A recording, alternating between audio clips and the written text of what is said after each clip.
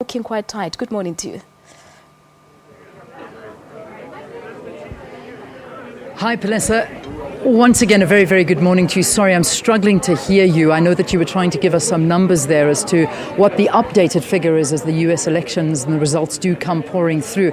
But I think what it was standing at a little bit earlier is still standing right now. I think it was 239 to 202. Yeah, 239 to 202, and that is in favor of Trump. But one of the big things I think that they are about to call right now is Pennsylvania, and that's a big one, and it looks like Trump may have taken Pennsylvania. Well, I've just been told in my ear now that it's actually gone up to 244. That's Trump, 244. Let's analyze this. Let's talk about what is happening in America right now. And joining us is Tembile Mbete, political science lecturer at the University of Pretoria. Nice to have you with us. To be here How are you such feeling? a momentous day. It is a momentous day, but how are you feeling about this?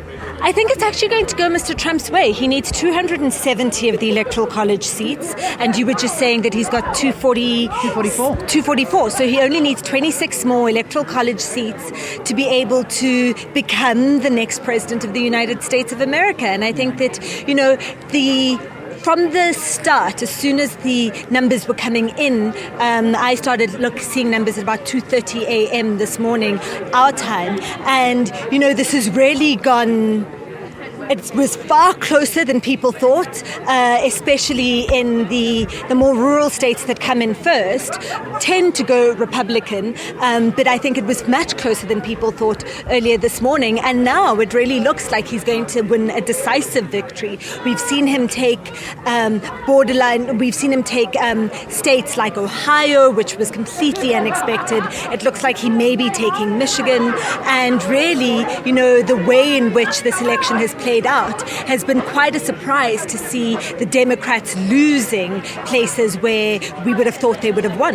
Yeah, I want to talk a little bit about the voter, because the voter these days are determining very much so where the course of history is going, and that's always been the fact. That's the way life goes, but it almost seems like they're taking the road less traveled, because one would think, okay, you'd go with the Democrats, it's proven. You've got a lady like Hillary Clinton who's got the history behind her. She knows the politics. She knows what's going on. Then there's a guy like Trump who's coming out and coming up with policies that are... isolationist policies that are something that one wouldn't have thought would work, and yet it speaks to the people.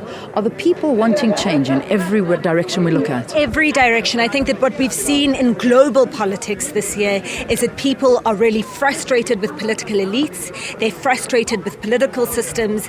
They no longer agree and buy into the social contract that exists in their society. So we saw it with Brexit. We've seen it with elections across the world, and I think that we're seeing that in the US, where people are not seeing, unlike seeing Barack Obama 8 years ago, as this new, fresh face and perspective in politics. When they see Hillary Clinton, they see more of the same, and they see establishment politics, they see established political elites. And I think that they've sided with Trump because he's something different. I think that what you're also seeing is that you're seeing a very stark division across racial lines, across gender lines, across education lines in the US that I think is going to spark a much broader conversation in the days and the months and the years to come. Yeah. I know we spoke to the ambassador a bit earlier here on the program, and he was telling us we as South Africa should not worry if Trump does come in. But it is a fear, and a lot of people are worried about that. There's, as I again mentioned, this isolationist policy. We've got to look at AGOA. I mean, we talk about 60,000 jobs possibly on the line. Do you think that it'll be detrimental for this partnership?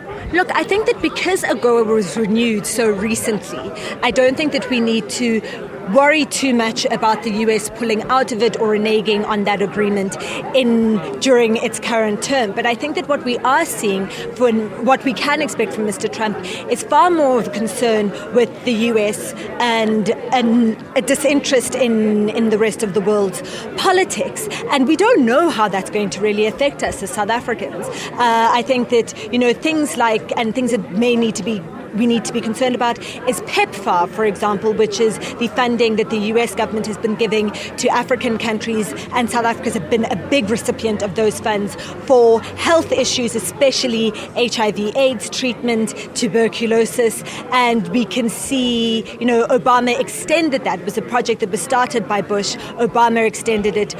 That might be renegotiated or completely abandoned by Mr. Trump. We don't know. Yeah. He's spoken very little about Africa throughout his campaign. So I think that really with Trump we're sitting with an unknown, and that's going to make politics very interesting. That's the reality. I mean, there was a comment I think that Barack Obama had said when he was busy speaking, the president of the US, and he was saying that they took Donald Trump's Twitter account away from him because he was not handling it very well. How is he going to handle nuclear deals? I mean, you heard that as well, and I'm sure a lot of South Africans heard that too. And that's something we've got to worry about. Another thing we have to worry about is the markets. Now, I know you're not a financial analyst, but obviously it's all intertwined. Exactly. We're seeing it. Again, we're seeing that the Dow Jones Industrial dropped 600 points. It dropped more than it did after 9/11. There is such uncertainty and nervousness in markets and this global economy that's struggling already. And we know the markets hate uncertainty. And so to see this extent of uncertainty in the biggest economy in the world, in many ways the dollar is the world's reserve currency, and the US really is the litmus test for how the world's economy is performing. And so what we saw when the markets were falling in the US is that emerging markets across the world responded badly, including ours. And I think that it really is a case of when the US coughs, the world catches a cold. And I think that until we have some certainty about how this is going to play out, firstly knowing that whether we're going to have President Trump or President Clinton, and it looks like it's going to be a President Trump, and then knowing what he says in his, when he wins and how he really positions himself in this new role and positions the US in the world. I think that until then we're still going to see some uncertainty in the markets for a little while to come. Yeah. I had asked the ambassador a bit earlier also talking about that trifecta win, and when we talk trifecta win, we're talking the Republicans winning the presidential race, the House and the Senate. Well, it looks that way. And one of the interesting things is that since 1928, the Republicans have not had that. And the way things are looking right now is that they might just get that trifecta win. And the funny thing is that we've also been seeing that there's been a battle between the Republican Party and Donald Trump as a man. So it's not necessarily that the Republicans are in love with who may be the next president and heading the Republican Party.